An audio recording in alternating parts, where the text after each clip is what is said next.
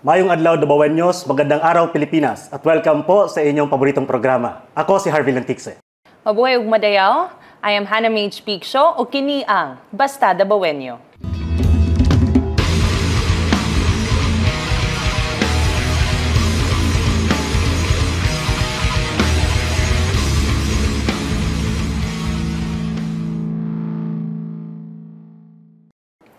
Pilipinas, welcome na naman sa isang episode ng Basta Dabawenyo and of course makakasama pa rin natin ang acting mayor ng Davao City, Mayor Sebastian Baste Duterte. Magandang araw sa inyong lahat.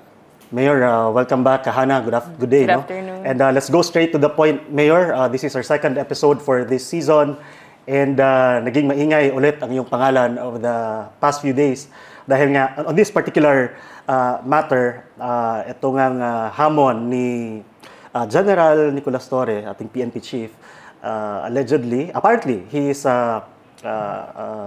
challenging you sa isang fist fight on Sunday, July 27, 9 a.m. sa Araneta Coliseum. Apparently, Mayor, he was asked in an interview sa isang event niya na hinamon mo daw siya sa suntukan based on the discussions natin dito in the last episode, and then he responded. And that was his response. Okay daw, in time for the nangyayaring baha. So, gawin daw charity boxing, and yun nga, 12 rounds sa Araneta, he's willing daw to face you. Masaya naman ako na nag-iensayo na si Torre ngayon.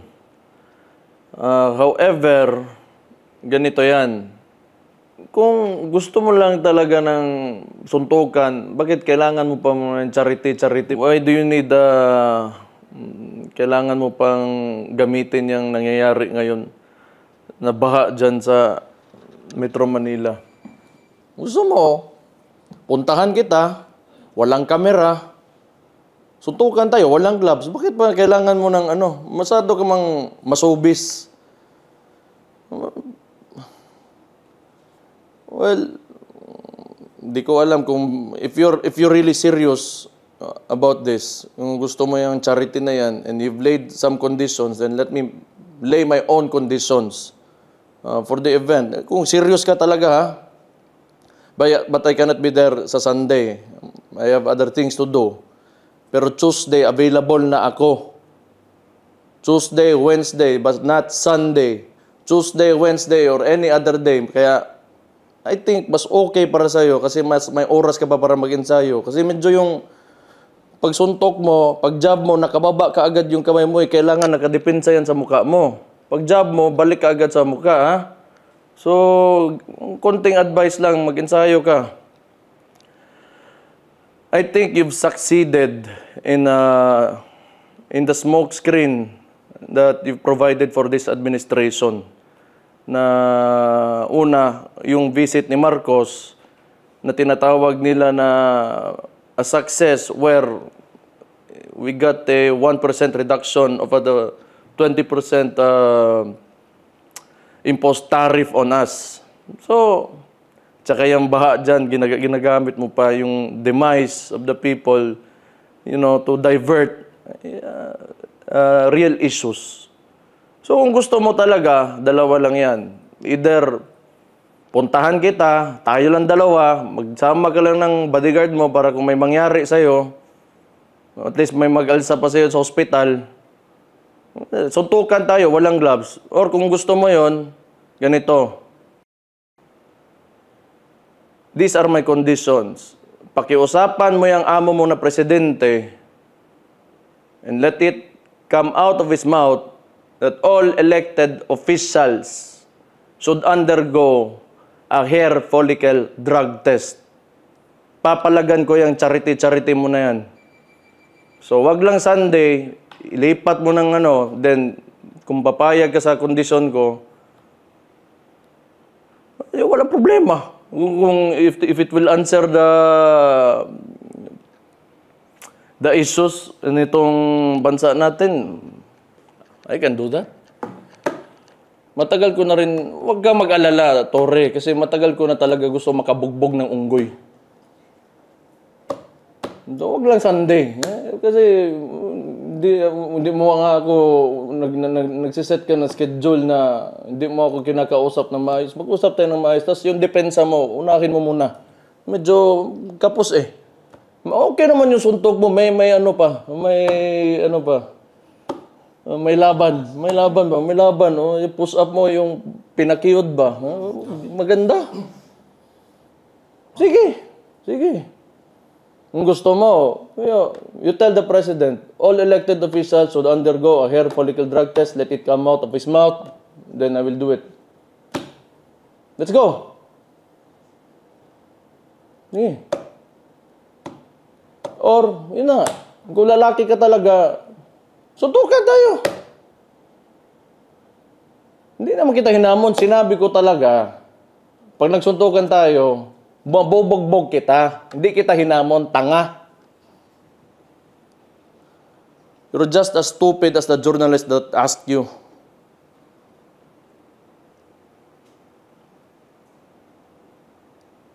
Sige. No. Tama. Tama. I think, klaro, no? That's your condition also. Kasi nag-set din siya ng condition. Hindi naman pwede one-sided. Di ba? Ano to eh? Both sides. This is entertainment, you know. Oh, sige, sakyan ko yung smoke screen nyo sa real issues about the GAA, the PhilHealth, and yung recent visit ni Marcos na 1% na china-champion niya ngayon. Sige. Pero yun ang request ko.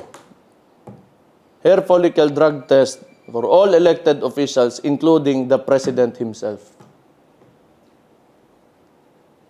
Tubag! Ayaw, Sunday. Naku, lakaw. Sa mangka. May ano ako. It's a family day. It's a family day. Tuesday or Wednesday, Mayor, next week. Tuesday, Wednesday, Thursday, Friday. You can take the time that he needs. You know? Basta weekday.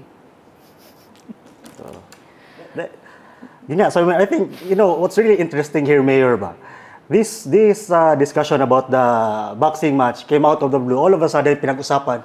Isipin mo, mas pinag-usapan pa sa SONA. So, I think people are more interested dito sa boxing match kaysa sa paparating na SONA. You know, kaya nga, it's a classic move of mainstream media to make smoke screen or diversionary issues, so that people will turn their attention to other things. So para hindi nila pag-usapan kung what that Marcos visit to Trump, ano talaga yung significance nun. Kasi wala eh. He achieved nothing nung visit niya. 1%. Consuelo de Bobo na lang na ano. And yun nga, just before we jump into that discussion, Mayor, no? So I think that's very clear in response to his acceptance ko ng challenge, Mayor. So he laid his conditions. So that's the conditions of the Mayor also. Yeah, maghintay ka, huwag kang sino para sabihan ako na Sunday ka agad. Siraulo ka man. Siraulo ka naman talaga. I agree, no, Mayor. Yes, Mayor also mentioned earlier na they succeeded in trying to divert the attention of the people. Because as you can see, yung mga videos na lumabas, Mayor, talagang nagdala siya ng media. Ang dami nila doon habang nagte-training siya. So we can really see that it's a deliberate attempt to divert. Yeah, may classic mainstream media tactics, but it's okay. Wala, kaya nga may conditions din ako, then may gusto din ako nung panahon pero pag-iusapan mo yung amo mo na magpa-hair follicle drug test siya. Kaming lahat publicly. Alam mo yun? Para tapusin na natin lahat to.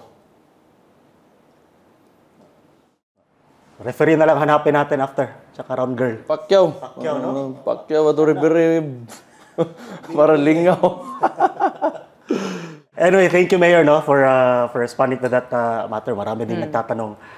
Especially after lumabas yung old video mo na nagbo-boxing ka. So, mukhang na-challenge si Torre. Abay, nag-boxing din at nag-exercise. So, good for him. Good for his health. Right, so, Mayor, may I move on to our next topic? Sige. Okay, so since you mentioned, Mayor, nga, ito ngang one of the issues na mukhang baka pilit nga na naman kinakalimutan, itong recent visit ni President Marcos in the U.S. where he talked to U.S. President Trump. One of the agenda is to discuss as you mentioned, the tariff imposed nga. So just a little background para sa mga kababayan natin Pilipino. In April, the U.S. Announced 17% tariff on the goods from the Philippines being imported to na ipapasok sa US. Tapos, early July, nag-letter ang US na hindi 17 but 20%. So, lumipad doon lumipad ang kanilang team para pag-usapan ito, Mayor. And after the discussions, lumabas na from 20%, 19% ang ipapataw. And gaya nga ng sinabi mo, it seems Malacanang, or the BBM is really proud to mention na this is an achievement. From 17 to 20, ang closed deal, 19%. Tariff on Philippine goods. But ito ang catch, Mayor. Sa US, napapasok na produkto dito, zero tariff. So they say it's fair, 19%. Sa atin, 0% sa US. So do you think that's a victory, Mayor, for the part of the Philippines? To put it into perspective, kailangan natin makita kung ano yung mga nangyaring negotiation with the other countries. Ano yung decrease na mga nakuha nila. So I think we can pull up the data for people to see. If I may, Mayor. Yeah, go ahead. So Vietnam, they were imposed initially 46% tariffs in Vietnam, Mayor, but they were able to negotiate it down to 20%. Indonesia, the same. They were imposed 32%, Mayor. Nababa nila to 19 to 20%. So, ang laki ng binaba with their negotiations. Si Indonesia nga, parang phone call lang hindi lumipad. And no other conditions, I believe. But for the Philippines, 1% decrease. And with the EDCA sites, I think. Yes, plus the military bases. Ammunition base to be built here. Yeah, so I don't know if kung may pagmamayabang mo ba yung 1% na nakuha mo. Kung 5% siguro medyo, 'di ba, kung yeah. So I'm not an economist. I cannot answer these questions elaborately, or like I can elaborate on the issue. But 1% is 1%. That's close to nothing. And for you to para ipagyabang yan, I do not know. Tingnan natin, and 0%, yung mga ekonomista, let them talk about this. Tapos yun nga, Mayor, no, in a press conference, I think after the discussion with President Trump, he was asked na paano yung 19% tariff, and then ang sinagot niya, hindi naman daw siya ang nag-decide ng 19%. It's not our decision, But the funny thing there, the interesting part there is nag-negotiate nga Baka iba yung i-negotiate niyan. You think, Mayor? Hindi ko alam. I do not like to speculate. Pero there are issues surrounding, their visits to the United States. That's true, Mayor. No, even some legislators, I think Senator Amy has also expressed na they want to have deeper understanding on this, on what transpired in the negotiation and how we ended up getting this share of the deal. Ganito lang yun. Pumunta ka doon sa opisina ng presidente ng Estados Unidos para humingi ng 1% na tawad. Ano yun? Yun naman yung nangyari talaga. And they're projecting this to the people as a majestic success for their administration. We'll see what the experts have to say with regard to this, Mayor. I think this is an ongoing discussion. Kakabalik na lang, no? So, ano talaga ang magiging explanation ng Malacanang dito. One of the other objective din in the visit, Mayor, Sir Harbs, is yung pinag-usapan din nila yung pag-enhance ng defense cooperation and maritime security of the Philippines. So they were also talking about deploying new cutting-edge missiles in the region, more unmanned systems, revitalizing the defense industrial base, and more access to military bases in the Philippines. And they also angled this to say that this is for the benefit of the country. So what are your thoughts on this, Mayor?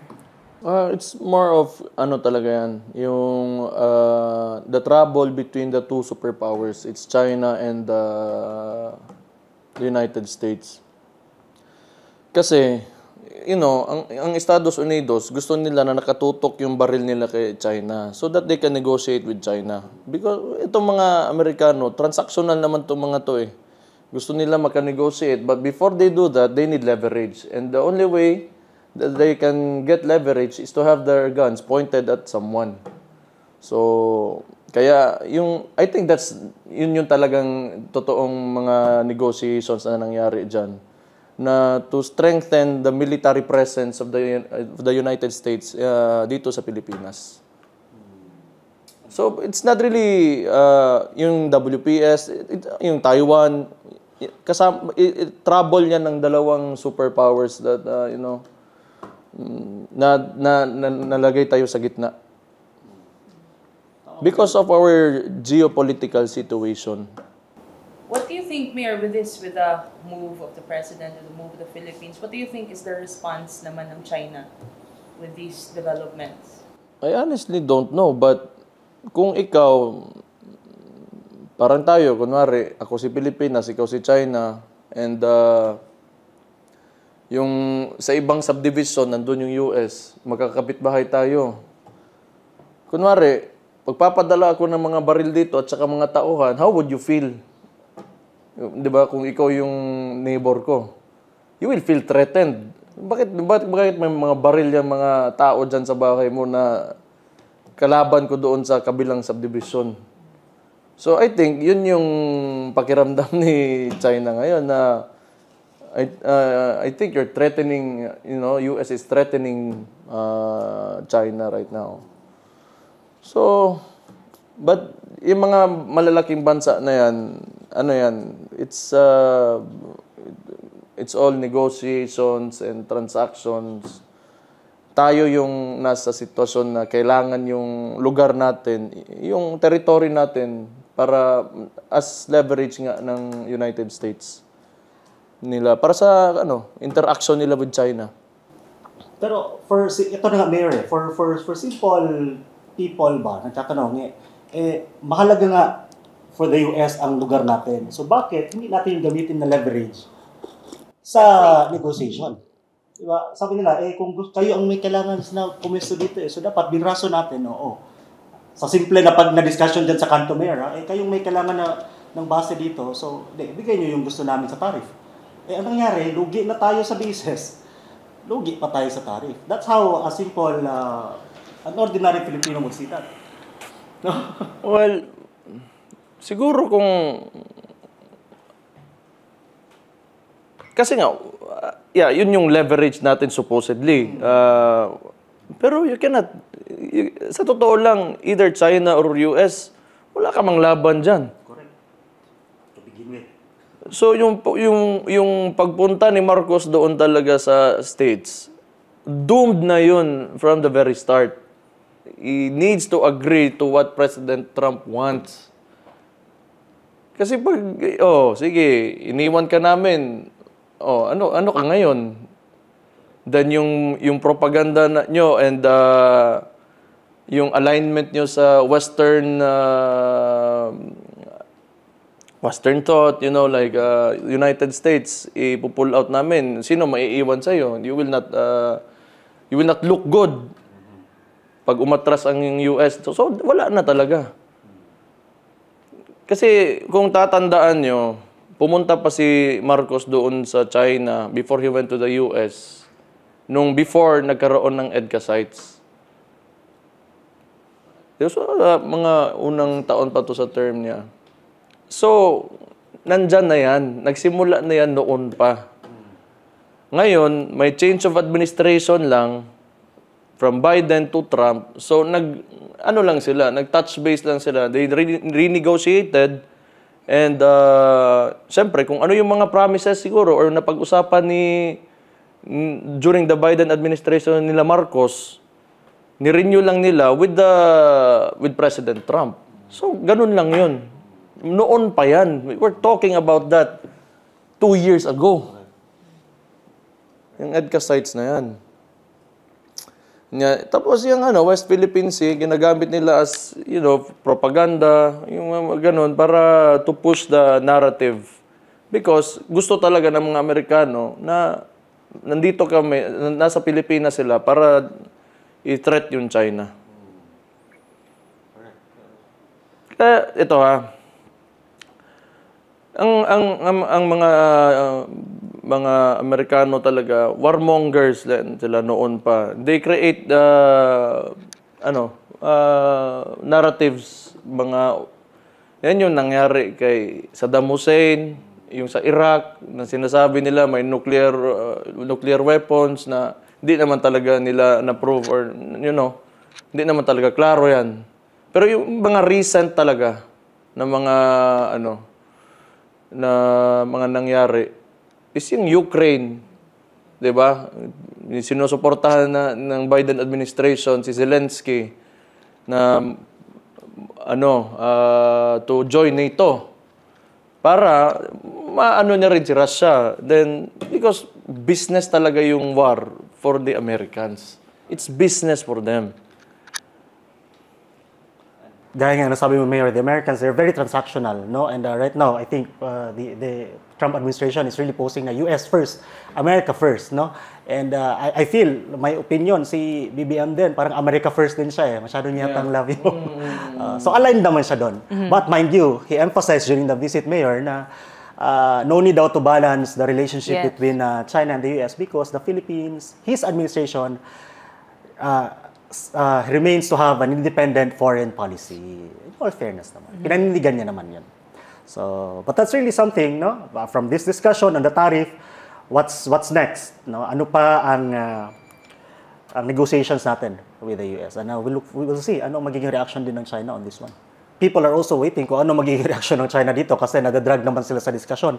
And in one of the doon nga din sa press conference, nabanggit din ni President Marcos na kasi ang tanong, baka maging target tayo ng China dahil nga sa itatayo ng mga ammunition, ng mga hubs and bases dito. And then he answered na, to quote, matagal naman na tayong... Are we not already a target for China? Of China? So, may ganun na siya na presumption, Mayor. Sa lapit ba naman natin siya? Matagal na sana tayo sumabog dyan. Kung yun yung premise niya na matagal na tayong target, matagal na sana nagsimula to. 'Di ba? Nangyari na nga yung mga Coast Guard, may naputulan ng kamay, if you can remember that. Wala mang nangyari talaga. In China, hindi yan iba yung style nila. They conquer, territories through economic power, hindi military power. Itong US naman, military power ang bit-bit nito. Nobody, I think, at the end of the day, nobody wants war. And we don't want to be the next Ukraine. Nobody wins in war. In Asia. I mean, looking at it ba, kasi para papunta naman kasi talaga sa flexing of military power. Di ba, nagsimula nagsimula din yan yung Gaza, pati yung, nag-intensify yung Gaza and Israel, yung Palestine, Gaza, and Israel nung time ni Biden. Ngayon, sinuportahan pa rin nila. And nag-react yung Iran, pumunta yung mga Amerikano doon and they bombed Iran. Like I said, yan talaga ang gusto nila. Proxy wars because they earn from it. There's money. Kung gagawa ka ng ng armas, bala, bomba, may hanap buhay yung mga tao, particularly the Americans. May sila may industriya nila yan eh. They earn from it. Tapos si Pilipinas, sige, sabihan ni Trump ngayon, kasi magtatayo tayo dyan, babayad kayo sa amin.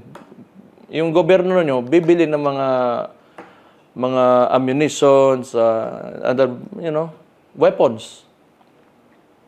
Ganun lang yan. Business yan. It's all about, like I said, gusto rin ipitin talaga to ni Amerika yung China kasi wala eh. They do not feel strong when China is there. They may sila eh. tapos tayo yung nagiging pusta. And it seems ba, ito nga, because of the ongoing power struggle between these two nations and the imminent threat of war. That's the key word. It's a power struggle. Sarap naman pag-agawan. But this is not the pag-agawan that we want. Sana all. But yun na nga, Mayor ba? Masingit ko lang. Ito na nga, I'm not sure saan din nanggaling, but apparently, meron daw mga ibang Filipinos ang sentimento is, tara, sige, it's easy for them to say na, sige, tara, pasukin ng US para girahin na yung China. I think that's also a misconception. It's not as easy as that, no? At the end of the day. Yeah, proxy war talaga ang mangyari niyan. Because as much as possible, kita nyo naman yung US, hindi naman talaga sila nagpadala ng troops nila abroad in Ukraine and Israel and Gaza right now. And yun lang, yung involvement na sa Iran, recent talaga, which was really shocking and alarming kasi ibang klase yun, di ba? Overseas na yun eh. Yung Amerikano pumunta na talaga na Middle East to bomb Iran. That's very alarming. We don't want another world war. It will only, bring pain and suffering. As much as we want to say that we're courageous and patriotic, but we just can't afford. Kaya noon kasi wala pang social media. Nagsimula yung mga Operation Desert Storm, Afghanistan, yung kay Osama Bin Laden, yung kay Muammar Gaddafi. Kontrolado nila yung mainstream media eh. So ngayon, wala pang alternative media. So yung US were always seen and portrayed in the international, communities as freedom fighters. Ngayon, tinan nyo ginawa nila sa Iran, di ba? Kasi may social media na. They don't have that title anymore. They're seen as aggressors already. Iba na ngayon ang mundo. It has shifted already. Because sino man gusto ng gera kung China can provide economic... Ito ha, bago tayo... Kasi alam ko yung mga comments dyan. Sasabihin, pro-China. Okay. Once and for all, bago kayo magsalita, this is not about me being pro-China, but I'm leaning towards economic cooperations rather than military practices. So, before kayo magsalita, you take off everything. Yung nasa bahay nyo, sa damit nyo, sa brief nyo, sapatos nyo, lahat that's made in China, do not use it before you open your mouth. Kahit nga ito si Gibo, yan, kasi malakas siya mag-antagonize sa China eh. Sige, you take off everything that China made. Do not use it. Then you open your mouth. So again, sinasabi ko, it's not about, us against China because China will always be there and the United States will always be there. Sila yung nag-aaway and both countries want control over this territory. We want an independent foreign policy. Sa totoo lang. Wala ka naman talaga magawa dyan. Kung sino yung medyo dihado ka dito, lipat ka lang sa kabila. Dihado ka dito sa kabila, lipat ka na naman doon sa kabila. Kasi maliit ka na country. You are, two college students are fighting and you're a grade school, individual na nasa gitna. Wala kang magawa. You cannot, join the fight. Diyan ka lang para itulak ka. Yan. At least that's how I see it, I do not know if it will matter to the listeners, but yeah. Two big countries feeling great, then there's another one feeling bright. Ano yun? Sa University of Secondary School. Kinunay ko lang nun sa...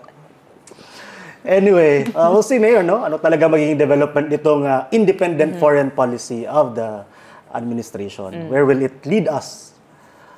To peace or to war? To greatness, hopefully. Hopefully.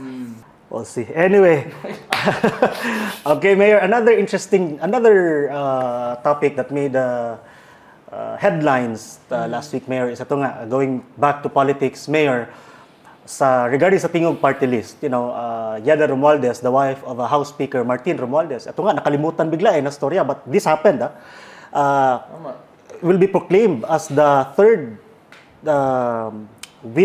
seat winner ng representative of Tingog Party List. But here's the catch, Mayor, kasi si Yada was the sixth nominee of Tingog. And then, may 1 and 2. Yung third nominee, Mayor, supposed to be proclaimed, nag-resign, vacated his post due to personal reasons. And then si fourth at si fifth, na-elect daw as party officials. So, nag-resign din. And comfortably, nag-give way ngayon kay Yeda being sixth. Well, hindi naman daw sinasadya, Mayor, coincidence lang. Siya ngayon ay pro-proclaim na Tingog representative na third. But here's the debate, Mayor. Kasi nga, kung bibilangin mo yung term niya dyan sa Congress, magiging pang-apat niya ito. So very interesting discussion siya na case. Pero it seems ang defense nila, Mayor, from 2016 to 2019, first district representative kasi siya. The succeeding 2 terms, party list rep. So hindi daw yun kinakount na the same term. Kaya itong as party list rep niya ngayon is pang third term pa lang niya actually. But the Constitution, I think, says na 3 consecutive terms lang dapat. Pero because nga of this debate ngayon na district rep naman yun, iba naman yun sa party list rep, although Congress rep pa din at the end of the day. So, experts were weighing in on this, no? Tama. Di ba? Nag-guess mo na? So, apparently, walang case na ganito daw eh. First. Okay. So, I think pagdedebatihan, na maraming nag-expect na sana idulog sa Korte Suprema para pag-usapan. But nalimutan nga dahil nga dito sa boxing na to. Hindi, ganito yan. Tingin ko, valid, not really valid, but may may weight naman yung ang claim ng Tingog. I'm just being objective sa issue.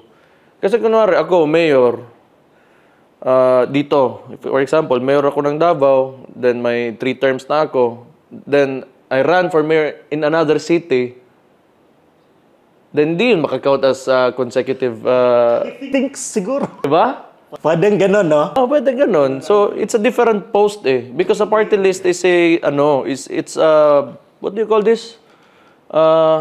Sectoral na representative. It's not a district representative. So, kumbaga, it has its own platform and jurisdiction. Correct. Diba? Technically, I think yan ngayon yung dedebatehan, Mayor eh. But the punto ngayon is, no, this can be a precedent ba? On how the party list system. Yung amazing lang naman dyan, yung pinaalis nila yung 3 para ilagay nila si Yeda. Ganun talaga yung Pilipinas. Yun talaga yung Pilipinas. Pag centralized masyado yung gobyerno nyo, yung power, yung sobrang power na sa mga elected officials, labi na sa mga matataas na posisyon, kaya talaga nila i-manipulate yung mga bureaucracies and the agencies. Yeah, that's the issue. It's not about the debate whether wala yan. Yun nga sinasabi, Mayor, na itong mga party list talaga, unfortunately, while the intention is good, nagiging pero kung ako lang just to be fair about this issue, hindi na objective. Gusto ko lang objective ako. Sa kanila naman yung Tingog party list. So, kung ano yung gustong gawin nila para sa party list nila, sa kanila yun. But, yung tao, kung ano yung tingin nila, that's a different thing. Oh. How will that reflect sa mga tao na, like, this is how you handle a party list that supposedly you want to monopolize it, diba? Dalawa na kayo. I think that yung goal nitong Tingog is to monopolize the positions na pwedeng pasukan ng pamilya nila. Which is evident. Kahit naman kami mga Duterte dito sa Pilipinas and sa buong bansa, gano'n naman talaga. So kaya nga, kailangan, at some point, kailangan talaga may transformation itong, dito naman. But like different context yan. Yung context ng Davao, context ng Tingog, context ng different yan. Dito naman, at least kami binoto talaga. Diba? na nanalo talaga. Ayun, nakakatawa talaga si Abante. Yun talaga ang pinakagrabe. Panalo na yung isa. O, sige, okay. Konti lang naman siguro yung lamang. Baliktarin na lang natin. Malayo. Di ba? Malayo ba? I think, pull up naman. But anyway. Oh. True, Mayor. No? I think isa na naman yung sa issues, Mayor, na nakalimutan ng lahat, yung kay Abante. He was proclaimed after he didn't win, but he was proclaimed. Kaya nga, you might not think of it this way, but kung titingnan nyo talaga how the government abuses its power, right now, the administration, we're actually in an authoritarian regime with the non-vocal figurehead, which is Bongbong Marcos, who's, like just trying to evade all the issues and not really directly addressing them. Hindi siya talaga yung head-on na inuutos niya. So, subtle at yung pailalim yung pagka-authoritarian nila. Kasi ever since nag-start itong administration na ito, marami na suspended na mga local officials, yung harassment, tsaka yung talaga. Well, yung pinag-usapan naman natin dito, before tayo dumating kay Torre, naman yun? Kung ano yung sunod na gagawin, it was harassment I was talking about. So, yun, pinick up nila yung iba yun. So, it's okay. I've laid down my conditions, so okay na yun. Bahala ka na dyan. Let's see.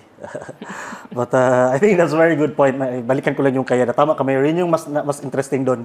Yung biglang nag-resign yung tatlo. So all the while, naplano na yun. Malayo pa lang.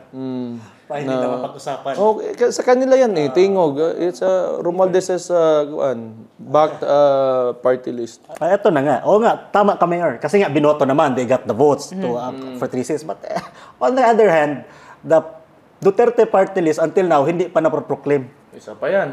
So, see? Party list na kaalyado, lusot. See? Kaya nga, sinasabi ko nga, we are actually in an authoritarian regime. In a subtle, pailalim na authoritarian. So, what's the next discussion, Hannah?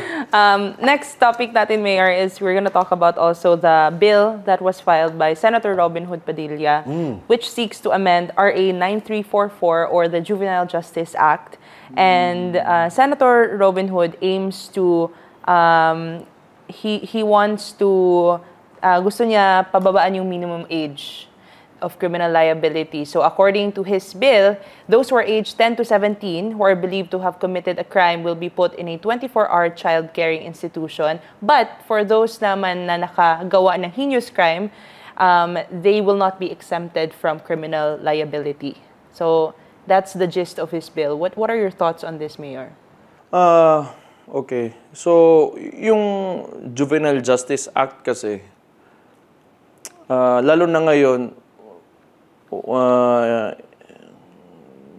na yung mga bata are well-informed na they can take advantage of it na kasi. Noon, nung bago pa yan, medyo naging problema, yung pag may nangyari, yung mga nai-involve sa crime na mga bata. Pero ngayon, it's getting worse because, these kids are well-informed. They know that there's this law that they can exploit. And, you can really consider na may influence din from older, adults na sa mga bata na ito. So, I think this would protect the children more pag pinasa talaga ni Robin Padilla kasi it will provide as a deterrent na wag gamitin yung mga bata sa krimen. 'Di ba? If you look at it that way, pag nandyan yung law na yan, the adults will, hindi ko isama itong bata kasi makukulong to, kawawa to, may future pa ito. Pero while the Juvenile Justice Act is there, or law, well, sama natin itong mga bata. Ito yung gamitin natin sa mga krimen kasi hindi yan makukulong. So, it exploits the minors. Actually, it doesn't help us, especially sa context natin at sitwasyon natin as a developing country because the infrastructure was not laid out first before the law was passed. Yun. So I think maganda yung intention talaga ni Robin Padilla. And I think it's really bright for, for pushing that law kasi it will protect these kids. And they will know that they will be held accountable if they do crime. So it will, give them a better direction kung saan sila papunta sa buhay nila. Maging criminal ka at a young age, makulong ka, or, do good things, you stay in school, and, be a good kid.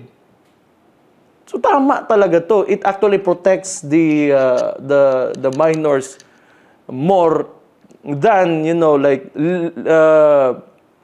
ito kasing juvenile justice. Ito yung mga mga batas na nasa yung mga highly democratic na mga bansa tulad ng United States.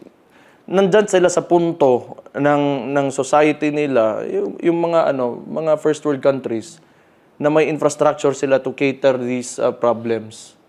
Diyan na yung mga juvenile justice rehabilitation centers, juvenile rehabilitation centers, in place lahat ng infrastructure nila to accommodate the law. Dito sa Pilipinas, pinasa na wala eh.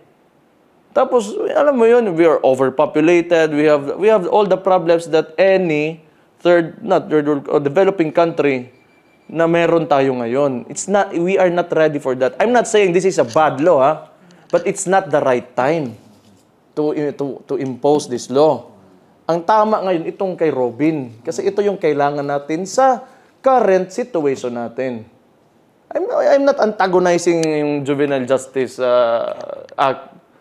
But, ano ba yung kailangan natin sa panahon na ito? Itong kay Robin or itong kay Kiko Pangilinan? Maganda naman yung intention ni Pangilinan, sa totoo lang. Pero hindi sa tamang panahon. Matalino. Kasi ito minsan, if you are a legislator, may ego kasi. Gusto ko matalino ako. I will do this for human rights, ganun-ganon. Masyadong idealistic, but it's not realistic for practical and actual application for the current situation. Iba naman yung kay Robin, ito yung nakikita niya sa baba, galing nang pumasok ng bilibid yan. Diba? He knows the streets well. Alam niya kung paano, how Philippine society is. So actually, ang intention talaga ni Robin is to protect the children. It's a deterrent for adults to exploit children to get involved in criminal acts. Kasi kung ako, anak ko, ayoko isama yan. Or kung kilala ko, ayoko isama yan, makukulong yan, kawawa yung bata. That's true, Mayor, because we've seen reports na minors are involved in heinous crimes. Murder just recently dito sa neighbor lang natin, sa Tagum, no? Minor ang involved in killing a woman there.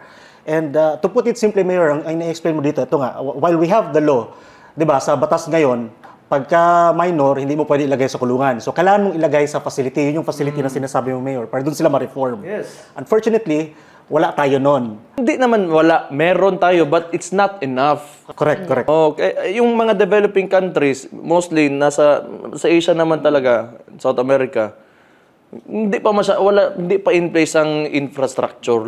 Poor countries.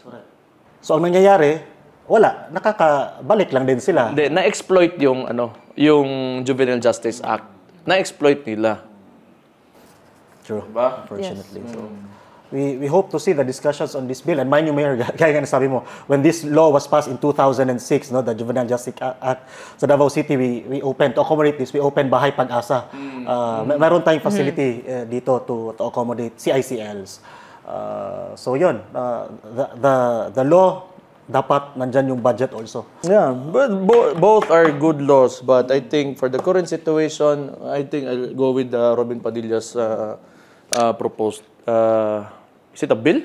It's a bill. A proposed bill, yes, Proposed Mayor. bill, yes. I think that's very clear, no? And that's a very good perspective as well, Mayor, para mas maintindihan ng lahat na it's not just for the kids, but it's also for those adults who are trying to... Ito kasi mga masyadong progressive na mag-isip, bakit mga bata pa yan? Human rights, ganun kaagad eh. No, actually, you're protecting them better pag you deter them or, from doing things that would incriminate them.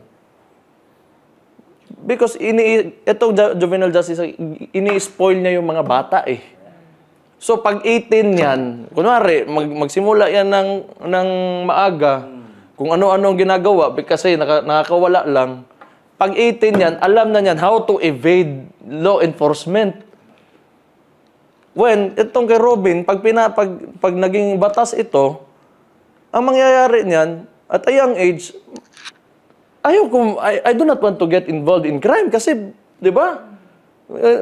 Makukulong ako. So pag 18 ng bata, when that individual becomes an adult, that child becomes an adult, alam niya na anong gagawin niya and his role and responsibility in society kasi he is bound by law. He is responsible for his actions. It actually will instill discipline sa mga kabataan natin. Di ba? Ito kasi mga human rights, wala yan, puro lang yan sila para sabihin na, yeah, we care, we care for this so much. No, wala pa tayo dyan. Wala pa tayo dyan. Malayo pa. Kailangan pa natin turuan yung mga tao natin na magkaroon na to work, diligently, hard, pay, be disciplined citizens of this country and contribute. Tapos when the time comes na medyo mayaman na tayo, medyo okay na makapal na yung middle class natin, then, sige, gawa na tayo ng mga facilities and let's look more into this issue, yung mga bata. Then the Juvenile Justice Act law, pwede mo nang, yun yung gagamitin mo. Kasi mahilig tayo gumaya sa Western thought eh. Mahilig tayo gumaya na hindi naman applicable talaga sa sitwasyon natin. Kaya talaga, Filipino identity is kind of confusing and lost dahil nga, hindi natin tinitingnan yung sarili masyado natin. More on tinitingnan natin kung sino yung, like Uncle Sam, gagayahin natin kung ba't wala pa tayo doon? Diba? Malayo pa to get there. You need to fulfill the prerequisites of making or building a great country before you get there. Hindi ka pwedeng tumalon doon. And it will take a lot of years and generations of children na ipapalaki mo na sa tamang mindset. While it's good to be inspired by the great laws from the first world, but it's most importantly dapat applicable talaga sa context natin. Ang layo pa ng wealth gap natin. Hopefully, we can see the bill na ma-push through siya. Hopefully. Tingnan natin, pagbukas ng next Senate, Mayor, balikan ko lang si Torre, kung paborito natin siya. Balikan kayo isang topic kasi just before the boxing hulabalo, itong boxing match discussion, actually, nagkaroon pa siya ng press con, and in that particular press conference, he was asked about the topic, what's his thoughts on the Bring PRRD Home initiative. And sabi niya na, he actually called for unity na daw, magkaisa na daw, Mayor, kasi nga, forget the differences, magkaisa na, kasi pare-pareho naman tayong nagmamalasakit sa bayan. We had that clip of the interview naman. Tapos, sumagot ka, Mayor, sa kanya ng one word lang. Would you like to expound on that, Mayor? Your response to his call for unity. Sinabi kong ayun naman talaga. Okay. Wala talaga. Hindi ka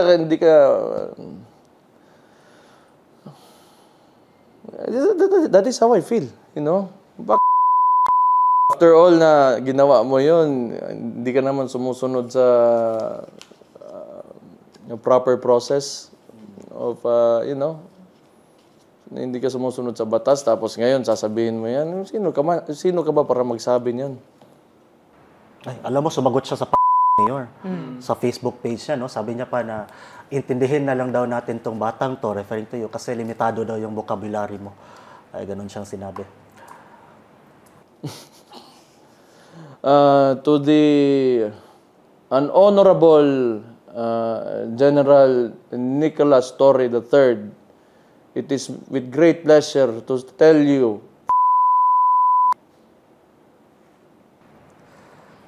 At least klaro. At least mas mahaba. At least mas pinahaba yung maraming words. Vocabulary na ako. Mayor, thank you. What's next, Hannah? Lastly, Mayor, let's touch on this issue, no? The issue of online gambling. So there are lawmakers, Mayor, who seek to ban online gambling, while others push for stricter regulations. While the Bangko Sentral ng Pilipinas naman, Mayor, they want separate transaction accounts for online gambling. And so we also discussed this on the earlier episodes, Mayor, ng Season 1, together with Councilor Cookie Bongguyan, who was then Games and Amusement Committee Chair, and Councilor Edgar Ibuyan Jr. We also discussed online gambling. And then we also raised points nun, Mayor, the negative effects of online gambling, and na-mention mo rin, Mayor, yung easy access to everybody, how easy it is to access online gambling. And first, Mayor, what is your take on online gambling in the context of the Philippines? So, gusto ko sana ito, kasi ginagawa ang issue talaga yung Pogo, di ba? Yung Pogo sa previous administration. Okay, let's do a comparison. Ang Pogo is a PEZA zone. So, yung gambling dyan is outsourced, di ba? It's yung pinapalaro na, yung mga mainland Chinese na mga naglalaro. So, it doesn't really affect the Filipino people, yung mismo. And actually, it provides economic stimulus around the area because kumikita yung mga Pogo dati. So, may mga trabaho, yung Pasay is full of, people, and may employment na nangyayari. And the gambling, hindi sa mga Pilipino. Overseas yun. Oh, pangit yun. Actually, China doesn't want that. But,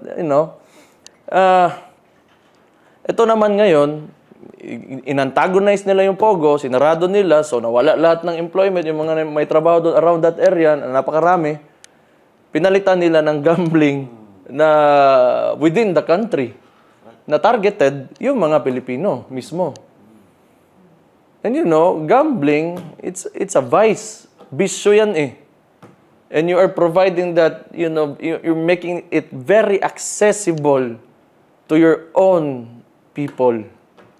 So, which is, sa dalawa, ano ang mas nakakasama sa dalawa? Diba? Yung Pogo, outsourced. Diba? Doon sa iba yung target. And it provides employment. O may mga from magwawalis. Diba? Yung mga restaurants around. Yun, may mga waiter, may mga may employment. Yun yung Pogo before. Inantagonize nila. Kasi nga, politika and China and the China versus US narrative, yan kasi talaga yun eh. Pero ngayon, pinalitan nila ng gambling na within the country na affected yung mga tao. And it's not a good thing. Di ba? May mga nagpapakamatay dyan kasi nauubos yung pera.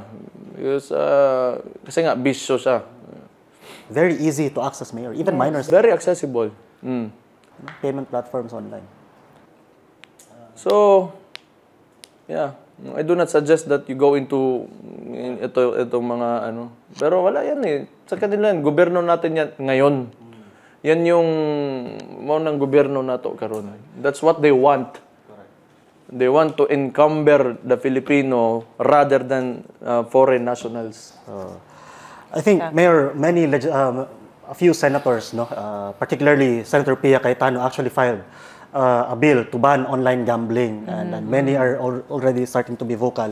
However, I'm not sure if updated ang information ko, but the last news article I read is when Malacanang was asked about it, Executive Secretary Bersamin said that they're still reviewing the broader implications of banning all forms of online gambling. So, while the ban on Pogo stands, itong sa online gambling daw ay pinag-aaralan pa.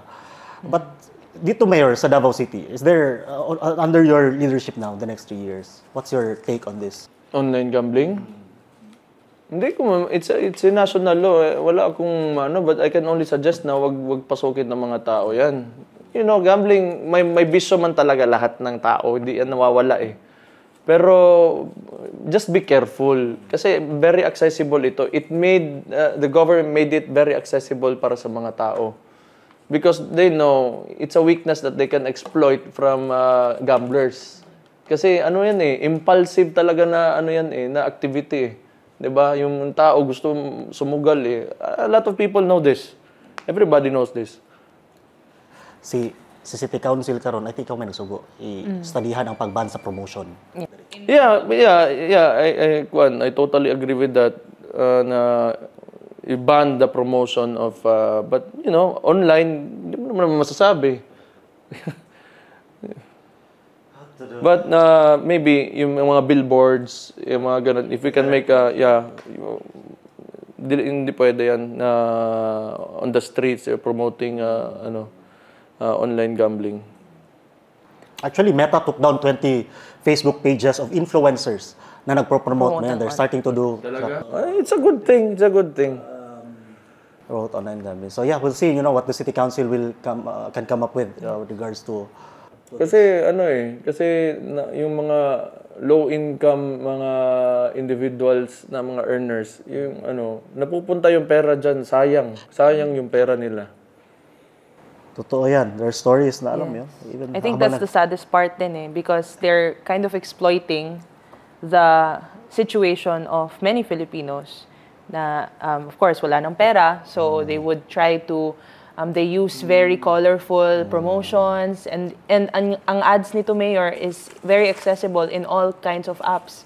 So different kinds of apps, maraming ads about online gambling, and they're encouraging Filipinos to go into this kasi maraming pera ang kikitain. Kasi ang Pinoy kasi mahilig ng jackpot yan kasi sa hirap ng buhay. Sa hirap talaga ng buhay. Kaya talaga siya, kaya loto, 'di ba? May mga tao, lahat naman, hindi naman lang Pilipino. Pero dapat hindi siya ganun dapat it should be regulated, strictly regulated. Mas mahigpit dapat ang regulation diyan. True. So we'll see. What's the next? Pero kasi yan negosyo lang kasi talaga yan ng mga ng mga we'll see where this Pag hindi yan pumasa, yung bill ni Cayetano, ibig sabihin yan, yung may-ari niyan, crony yan ng presidente. 'Di ba? Pag hindi pinirmahan ng presidente yan, crony niya may-ari niyan. We're not talking about thousands here or millions, billions na money sa gambling. Laki. Billions. Baka dyan na papunta ang usapan. Baka mag-level up ang Taal papunta ng online gambling. Kasi, ang system of government kasi natin ba, yan, it's made in such a way na to keep the wealth gap. Diba? So those political dynasties, the oligarchs and the elites, hindi magkakaroon ng competition. So you keep the poor poorer and you keep the richer. So pag laging ganon, may talaga yan. Makokontrol mo talaga yung baba. Tapos, yun na, centralized yung power, sila yung lahat doon.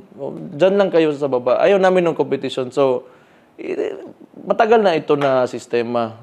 Yung dati, yung parang presidente ng Pilipinas is yung gobernador general. Tapos pinipili niya yung mga ilustrados na kung sino yung mga magdadala ng mga negosyo, mga ganon. At mag-upo ng mga politiko. So it's the same thing. Passed down, pagbenta ng Espanya sa mga Amerikano, minintain nila yung na system na ganun yung structure para yun yung nakikita sila kung maka-benefit yung taas So hanggang ngayon. Kaya galit na galit yung Amerikano pati yung itong mga oligarko at saka political dynasties ayaw talaga kay PRD. Dahil dyan, sinisira niya yung sistema na yun so that yung gap na yun inaalis ni PRD so that we have a strong middle class. Kasi yung mga nasa mga baba, aangat doon sa middle class. Pag may strong ka na middle class, then, it would make things better and it will uplift the lives of most Filipinos that are nasa baba. So they do not want, actually, to sum it all, they do not want socio-economic growth sa mga policies na nakikita natin ngayon. Example dyan, yung talaga, online gambling. So, tama ka dyan, Mayor. Babantayan natin kung talaga makakalusot yung bill na yan. Hopefully, makakalusot. Mas okay para naman to protect those who are susceptible to yung mga ganung vices, gambling. It's an addiction na kasi, di ba? Yes. Kala mo instant money. Diba? What? Yun nga. May dagdag ka pa doon, Mayor, on the online gambling issue. Wala naman? Right. Thank you, Mayor. I think that's the last topic of the discussion. What full but straightforward discussion for today's episode. Yun nga, in summary lang, while we had that Torre thing ongoing, let us not forget the other pressing issues that really affect the lives of Filipino. The tariffs, the flood there na nangyayari, itong online gambling, and ano pa yung isang topic natin? Juvenile Justice Act. So these things, let us not forget, they're things that really matter and that should be discussed here on the table. But if they want showbiz on the side, then let's give them that. Anyway, Mayor, we have netizens na from the previous episode. May mga ilang commenters tayo, Mayor, na gusto magpaabot ng kanilang mensahe.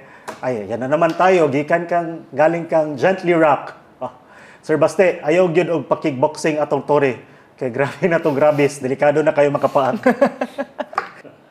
Iro man gid pod na siya. Tama man. You're correct. Is a dog.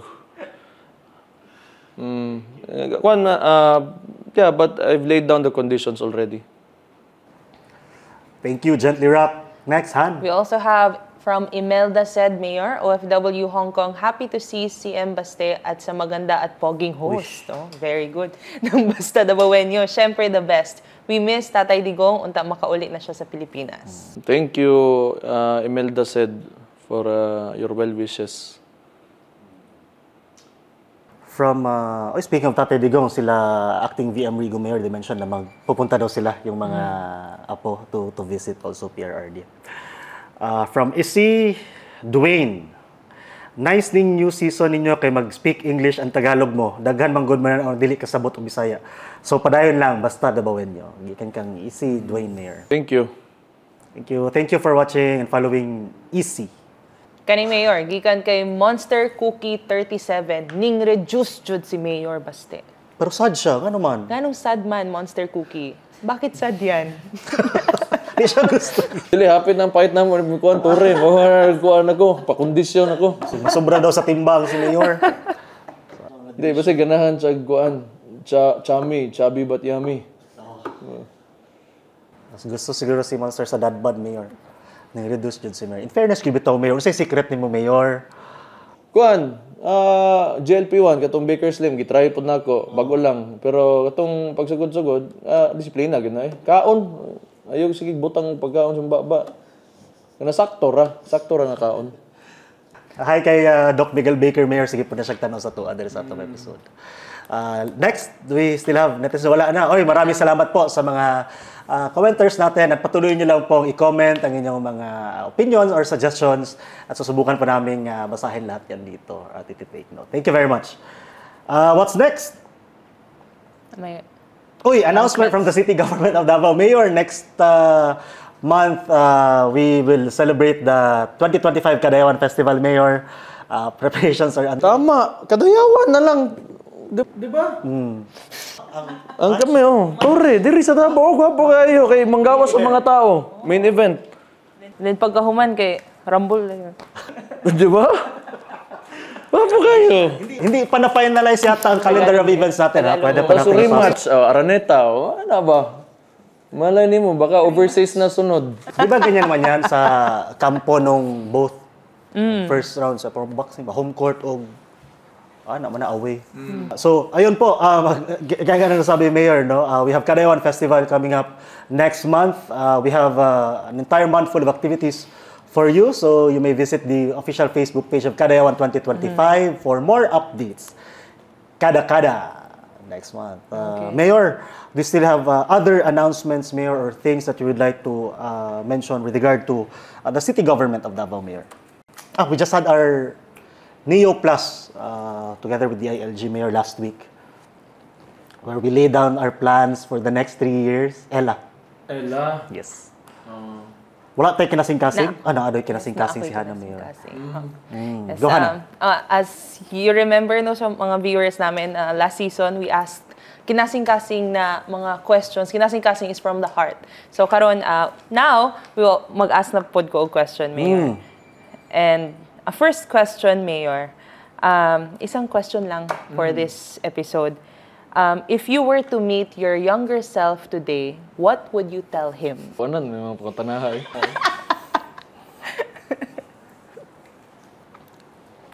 Siguro, kuan.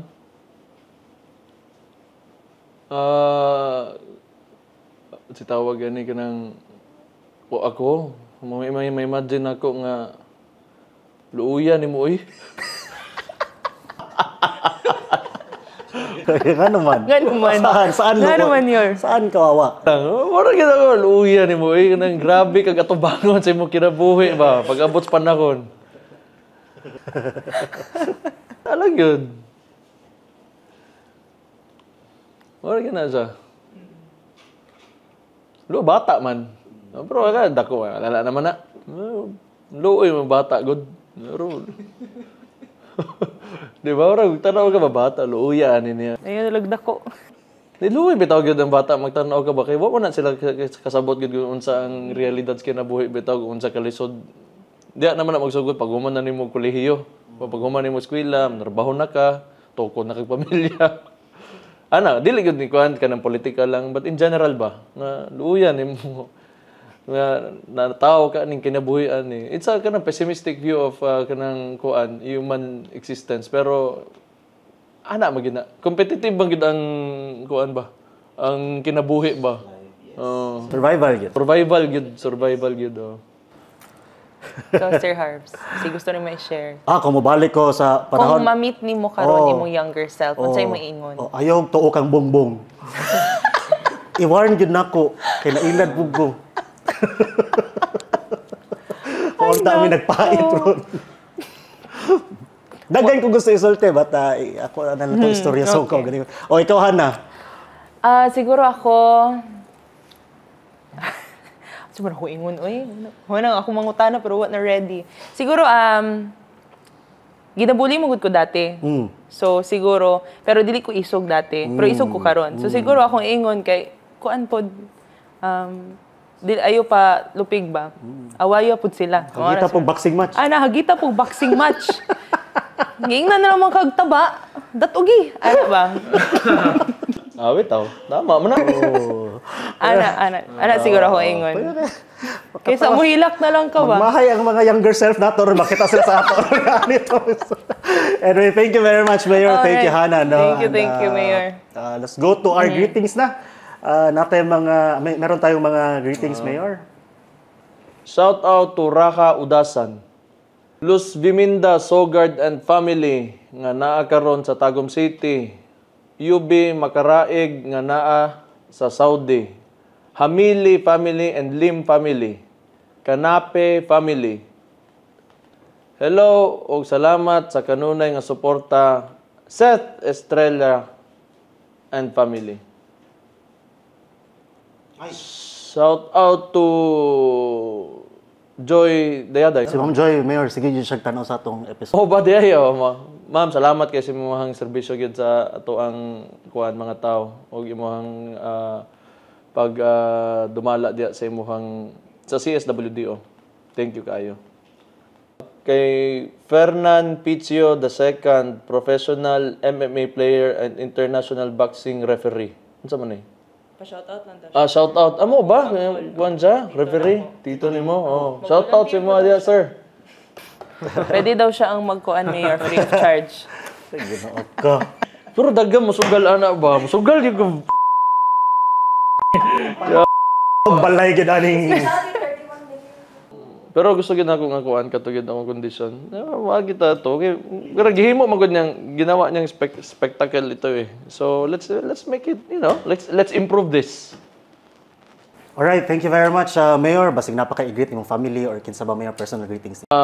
Siyempre, bisag wa diri akong papa, akong mama, akong kuya, akong ate, si Kitty, akong mga anak. Thank you, Mayor Baste. Hana, greetings. Ako lola, ug tanan ako pamilya na lang kay para kuan atong mga lagyo kay nako ng mga parente diha. Oh, sa Cebu po, Mayor, atong mga parente. Atong mga parente. Nagkiparinti. Taga Cebu man po ko. Okay. Go, Hana. To my family, hello sa inyo. Shout out to Picture family. To my mother, father, tita, tito na ako diha. Og to my Making New Dreamers volunteers, salamat kaayo sa inyong suporta. And to sa tanang viewers sa Basta Dabawenyo, padayon lang og tutok sa among programa. Gusto ko lang din batiin ang aking pamilya at aking kaibigan si Nick Evasco na nanonood ngayon. Maraming salamat sa kape na inyong pinadala. And sa lahat po muli ng ating mga taga-subaybay dito sa Basta Dabawenyo, lalong-lalo na po sa ating mga kababayang OFWs, maraming salamat po sa patuloy na pagtutok at sa pagsuporta para sa adikain natin makamit talaga ang tunay na pagbabago para sa ating bansa. Maraming salamat po. And see you ulit next week sa isa na namang episode ng inyong paboritong programa. Ako po si Harvey Lantixe. Ang disiplinadong Dabawenyo mahadlokon sa Ginoo. Ang disiplinadong Dabawenyo morespeto sa balaod ug sa isig katao. Matinahuron, mahigugmaon, ug maisog. Basta Dabawenyo.